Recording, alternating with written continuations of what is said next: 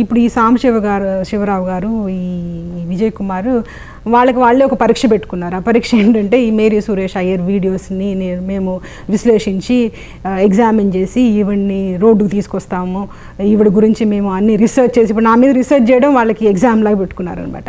సరే పెట్టుకున్న వాళ్ళు పెట్టుకున్నారు, కనీసం గ్రూప్ స్టడీ చేయాల్సింది. మీరిద్దరు కలిసి గ్రూప్ స్టడీ చేస్తుంటే కనీసం నా గురించి కొన్ని విషయాలైనా కరెక్ట్గా తెలిసాయి. ఇప్పుడు ఈ విజయ్ కుమార్ గారికి ఏం తెలియలే నా గురించి. అసలు ఏంటో నేను ఇంకా క్రిస్టియనే కాదు, నేనేదో దొంగ క్రైస్తవురాల్ని, లేకపోతే అసలు ఎక్కడో ఏదో అగాధంలో బతుకుతున్నదాన్ని అన్నట్టు ఆయన అసలు నా గురించి ఏం రీసెర్చ్ చేయలేదు. సాంబశివ కనుక ఆయన కంప్లీట్ ఫెయిల్, ఆయనకి జీరో ఇవ్వాలి, ఎందుకంటే బేసిక్ రీసెర్చే సరిగ్గా చేయడం జాతకాలేదు దీనికి. సాంబశివరావు గారు మీరు కొంచెం పాస్ అయ్యారండి నా ఎగ్జామ్లో, 35 మార్క్స్ ఇవ్వచ్చు. ఎందుకంటే మీరు మా నాన్నగారి పేరు కనుక్కున్నారు, ఆయన ఏ చర్చిలో ఉన్నారో కనుక్కున్నారు, నేను ఎవరిని పెళ్లి చేసుకున్నానో కనుక్కున్నారు.